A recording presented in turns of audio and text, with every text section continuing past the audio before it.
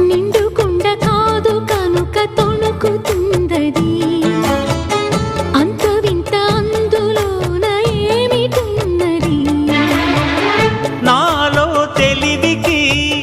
దీనిలో నీటికి పోలికే గుళుకు గుళుకు పలుకుతున్నది అమృతం లాంటి హృదయం నీది అంతకన్నా వేరే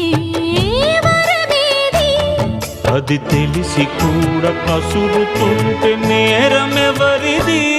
కోపం వస్తే మండుటెండ మనసు మాత్రం వెండి కొండ వానమబ్బు లాంటి వాటం నీదయా